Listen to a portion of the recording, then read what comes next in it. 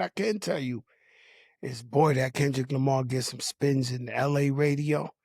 Nah. Everybody from LA gets spins Yeah, on but LA you never radio. seen. When's the last time you went and put on the radio in LA? I was there last week. I was there like last week too. Bro, I never seen nothing like this. Like every single song, they like to turn the TV off. The other one, this, that, the this, do get a lot of the scissor, the Luther, spinning. the this. Like It's spinning. what? It's spinning. It's a fact. Kendrick Lamar gets played 9 out of every 10 songs in LA right now. Not even Snoop Dogg, not even Tupac Shakur, not nobody from LA has dominated the paint. Like this guy, this last year, what they doing in LA, you know, if you from LA, you think there's only one guy on earth, Kendrick Lamar. I'm just keeping it a buck with you. You turn on that radio in LA, if you from LA, you work at Target, okay, Amazon, you delivering some shit, you working at the bakery, panaderia, whatever, East LA homes, you thinking there's one man breathing in hip hop. It's called Kendrick Lamar. I'm keeping it a buck with you. No, he had a hell of a year.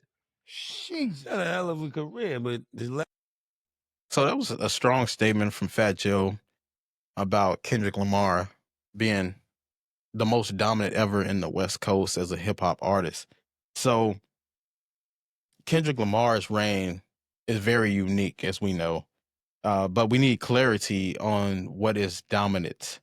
So are we talking about measurable things, intangible things like chart sale, chart positions and record sales and appearances and things like that? Or are we talking about intangible things like impact?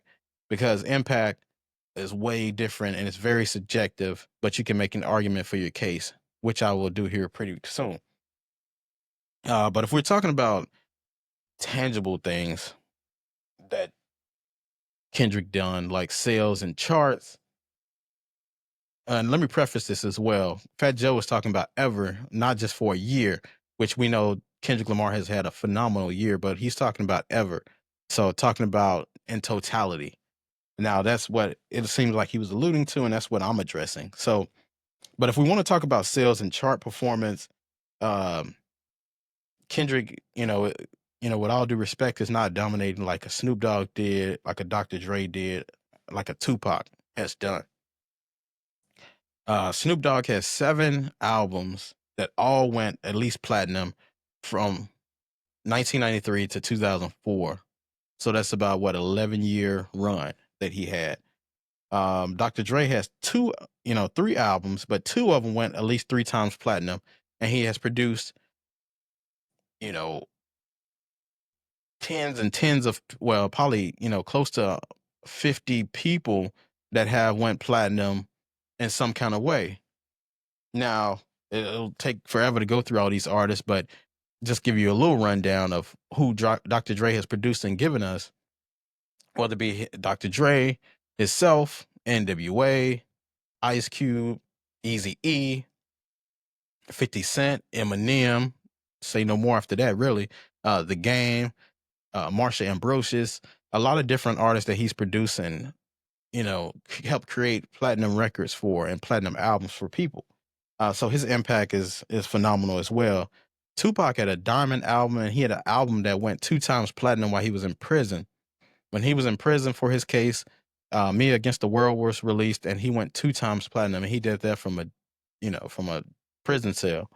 So, that the sales thing part of what Fat Joe is saying is probably not true. But let me look at the impact part, the intangible parts, because we know a lot of times what makes you great is the intangibles. The tangible part is what gives you the critical acclaim and success from commercially. But in the eyes of people or true art, the intangibles is what truly matters. So Fat Joe said no West Coast artist has ever dominated like Kendrick. And, this is not narrowed down to a year. So this is just speaking in terms of impact for a career. So how do we solve this statement in that term? So Kendrick from this date, a year from this date or so, sparked or ignited a beef with Drake on the Future and Metro Boomin song Like That.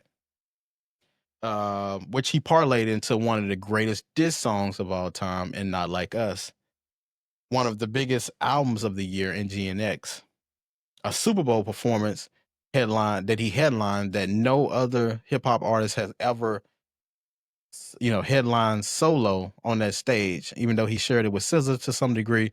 But for the most part, it was his stage. No other hip hop artist had ever done that. And that is true impact.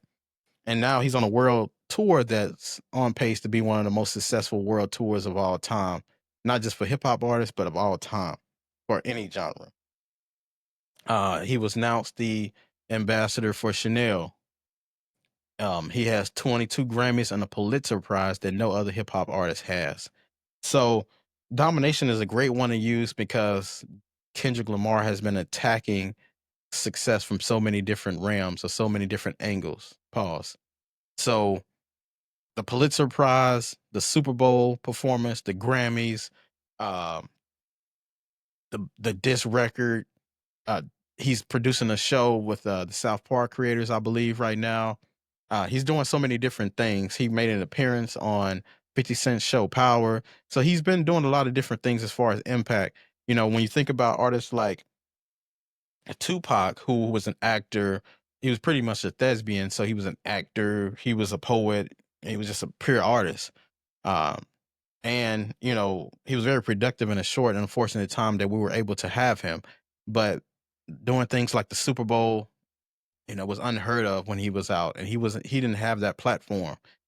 So his impact is more so of on the people, the hopeless, the people that, wanted to have hope, and people who wanted to take things to the next level. But he didn't reach that many masses of people as Kendrick Lamar was able to, because there wasn't an advent of internet back then. Dr. Dre, he created the headphones and gave us great artists like Snoop Dogg, 50 Cent, Eminem, and people like that. But he didn't expand his horizons as much as becoming an actor as much. He was on a couple movies, but being he had a Super Bowl stage later in his career shared with other Interscope Aftermath artists, but he didn't have a solo stage. He didn't have the mystique that the Kendrick Lamar had. Even in the internet era, for Kendrick Lamar to have that mystique is kind of impressive. Eminem was able to do it, and a lot of Interscope artists have that formula, now that I think about it, with the exception of maybe 50 Cent, who's more out there. But most of their artists are kind of inclusive like that, except with the exception of 50 Cent and maybe Snoop Dogg. And thinking about Snoop Dogg, he turned his name into a household name, but he never had the persona that Kendrick had, or the mystique that he had, or just the creative ability that he had. But he never dominated, so to speak, in the music world. He dominated in commercials and in TV and film and things like that. But he never had that domination in music like Kendrick has had, especially over this past year. And with Kendrick being able to only drop once every 3 or 4 years, he still can come out and still pick up where he left off. Very difficult to do. I remember 50 Cent had a quote back in the day that said, if you want to, if you're dominant now, or if you have very great success right now, take a year off and see what it'll do to your image and what you were. And Kendrick has, somehow escaped that formula for, a downfall. So it's very impressive. So when he says dominance, now dominance in tangible things like chart sales and chart position, you can make an argument that all those other artists on the West Coast have done way greater things. But when you think about in terms of intangibles, being able to make these different appearances, make groundbreaking moves, Kendrick has definitely dominated like no other West Coast artist has. So that's my conclusion to it. So, tell me what your thoughts are. And until next time, I'll see you next time.